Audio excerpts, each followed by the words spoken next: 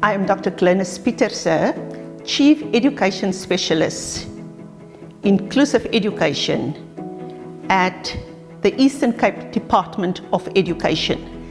The mandate of the Directorate Inclusive Education is to provide support and identification for learners with barriers to learning across the education system. For this specific session, we focus on the identification of reading barriers as part of the reading strategy of the Eastern Cape Department of Education. For reading intervention, we need to understand that it has to be impactful. Impactful means that we must be able to measure progress. To measure progress, we need to understand where we started.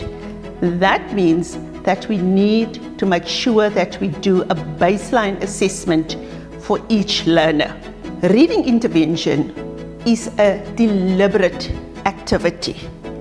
It means we go into this activity with specific goals, specific outcomes, and we develop specific interventions to develop those kind of outcomes. Now, very important in the identification of reading and writing barriers is the policy on screening, identification, assessment and support, known as the SIAS policy.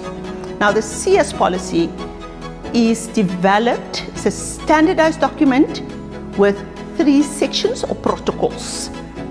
The SNA1 is the section where the educator needs to identify any barriers to reading, writing, and the best place to start is to look at the learner's road to health chart once they admitted at the school. Make sure that you are informed as to the indication for the child's hearing, the child's vision, as well as that this child reach all his developmental milestones within that specific age cohort. SNA1, it is something that needs to be developed for each and every child, because your SNA1 is something that needs to move from one grade to the next grade with the learner. In your SNA1, if barriers were identified, you will indicate the strategies that you as educator implemented, whether that strategies actually was successful in addition to other challenges that presented. So very important for every child, and it is the responsibility of every educator in the school. Once we've exhausted all the options in terms of intervention in the classroom, we might call in the support of our school-based support team, as well as collaborate with our parents. Remember, the parent knows the child best. So with the support of the school-based support team, alternative or more intervention strategies will be developed to see whether that actually impact the outcomes. In the event that all strategies at that level is exhausted, the intervention of your district-based support team.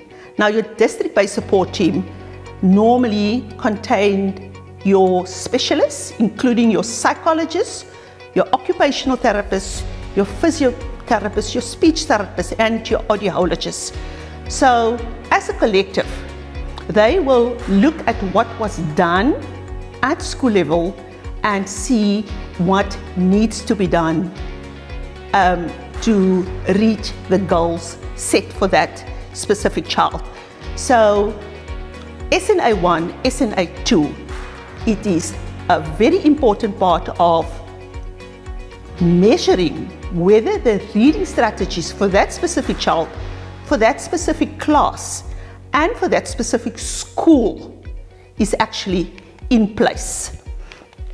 When we speak about the teacher as the person at the front of this intervention strategies, the response from our educators is normally that they are not qualified, they don't feel competent. Now, intervention in the classroom only requires good teaching, and all good teaching requires good teacher-learner relationship. And in a good relationship, we are observant of the people we are in that relationship with. We see where there are limitations. We provide support where necessary. And especially when it comes to intervention for small children, it is very important to understand that we as the adult in that relationship need to model the kind of behavior or the kind of changes in speaking and listening we want to see. So if we want our children to be able to listen, to observe, and to speak properly, we need to also model those aspects of reading. In any good teacher-learner relationship, we also look at other relationships that impact on our learner. And an important stakeholder in this space will be our parent. So in the identification of barriers to learning, it is basic good teaching, and it is based on a good relationship.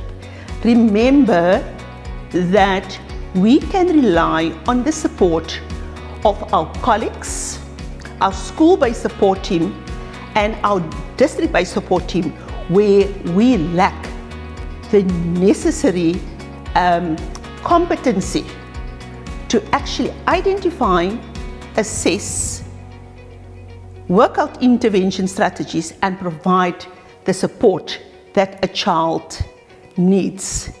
So in our reading strategy, key is our learner, is our educator, the parent. Thank you.